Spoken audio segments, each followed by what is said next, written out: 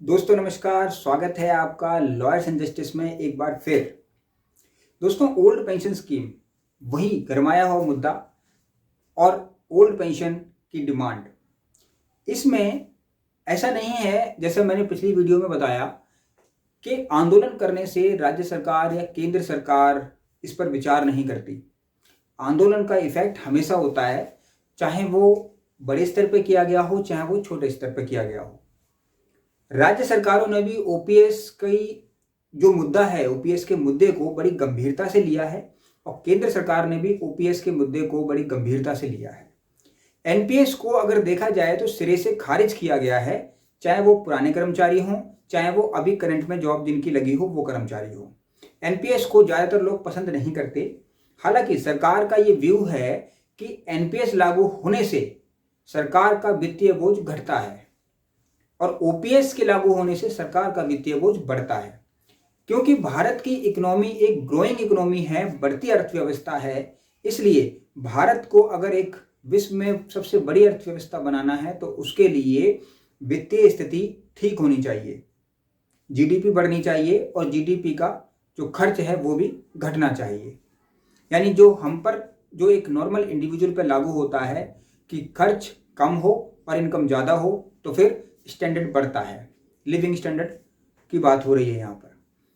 इसी पहलू पर, इसी पैटर्न पर गवर्नमेंट चलने की कोशिश कर रही है कि सेंट्रल गवर्नमेंट का हमेशा से ये व्यू रहा है 2004 के बाद, जब से ये लागू हुआ एनपीएस, के पेंशन व्यवस्था में सुधार तो हो लेकिन ओल्ड पेंशन की जो व्यवस्था थी वो लागू ना हो।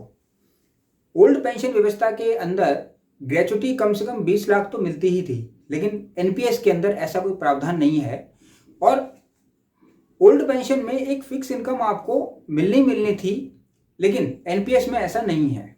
सो एनपीएस की और ओपीएस की बहुत सारी खामियां हैं जिसके बारे में हमने विस्तृत वीडियोस बनाई हुई हैं। आप जाके चैनल पर वो भी वीडियोस देख सकते हैं अगर चाहें। क्वेश्चन ये है कि क्या राज्य सरकार या केंद्र सरकार जितने भी आंदोलन हो रहे हैं या जो डिमांड हो रही है उसको सीरियसली ले रहे हैं या नहीं। तो मैं आपको यहाँ ये बताना चाहूँगा कि जो स्थिति दिखाई देती है उससे ये क्लैरिफाई होता है कि इन आंदोलनों को और इन चीज़ों को राज्य सरकार या केंद्र सरकार बिल्कुल सीरियस लेती है। आपने देखा होगा कि जब बड़े स्तर पर आंदोलन हुए, डिमांड तो ओपीएस की चल रही है, लेकिन फिर भी एनपीएस में या ओपीएस में एक विचार किया गया, एक कमेटी बनी और यूपीएस को लागू करने पर विचार हुआ, जो कि अप्रैल से लागू भी हो जाएगा। बेशक एनपीएस को नहीं हटाया गया और ओपीएस को नहीं लाया गया पूर्णतः, लेकिन फिर भी एक सुधार करने की कोशिश हुई, यानी यूपीएस को लाने की कोशिश की गई। वो बात अलग है कि केंद्रीय कर्मचारी या फिर कैब फोर्सेस के जवान सभी लोग ओल्ड पेंशन का इंतजार कर रहे हैं जैसे कि आर्मी को मिलती है। अब इसी कड़ी में कर्नाटक के जो उप मुख्यमंत्री हैं डीके शिव कुमार जी, उन्होंने स्टेटमेंट दिया कि वे एक कमेटी गठित करेंगे और ओल्ड पेंशन को फिर से राज्य में लागू करेंगे। तो ये भी एक जीत है उन लोगों की जो कि लगातार आंदोलन कर रहे हैं और ओपीएस की डिमांड कर रहे हैं। उनका एक्चुअल स्टेटमेंट क्या है मैं आपको पढ़ के बताता हूं। Karnataka, what is the statement? Karnataka will take step to implement old pension scheme DKS.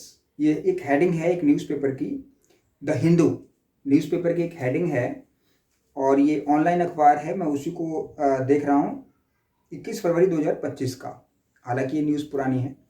फिर उन्होंने कहा कि deputy chief minister DK Shivakumar said that the government of Karnataka would take necessary to steps to implement the old pension scheme OPS after studying the report of a committee looking into it।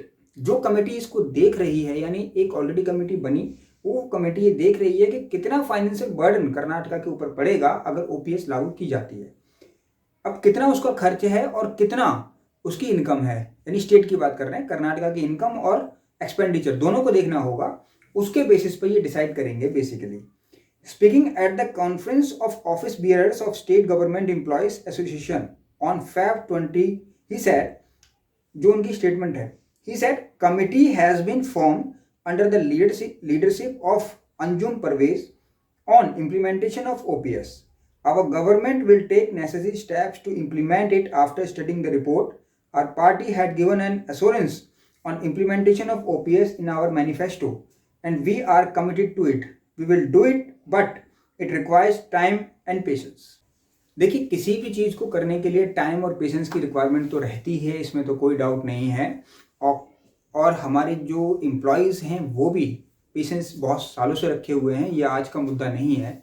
लेकिन फिर भी अगर ये कहें कि demand करने पर कुछ नहीं हो रहा, तो ये कहना बिल्कुल गलत है, क्योंकि डिमांड करने पर राज्य सरकारें और केंद्र सरकार भी सुन रही है।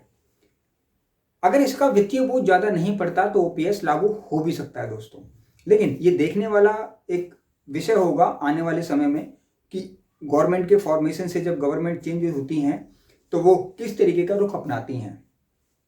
अब अगर कर्नाटका गवर्नमेंट के उप मुख्यमंत्री की स्टेटमेंट सुने तो वो कहते हैं कि हमारे मैनिफेस्टो में हमने कहा था, यानी चुनावी एक वादा है, उसको वो पूरा करने की कोशिश कर रहे हैं दोस्तों। तो ये थी एक लेटेस्ट न्यूज़ कर्नाटका ओपीएस के ऊपर।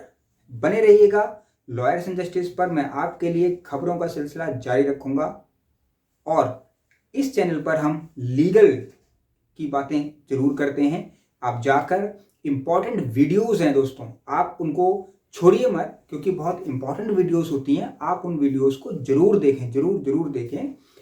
जरूरी नहीं है कि ओपीएस की वीडियो देखने पर ही आपको ज्ञान, यहाँ पर कुछ ऐसी वीडियोस मैं दे रहा हूँ जो कि आपकी नहीं तो किसी दूसरे की हेल्प कर सकती हैं, और उसमें बिल्कुल छान कर ज्ञान मैं आपको दे रहा हूँ जो कि एक्यूरेट चीज़ कोर्ट में एप्लीकेबल होती है। इसमें किताबी ज्ञान नहीं है, प्रैक्टिकल ज्ञान भी बहुत ज़्यादा है।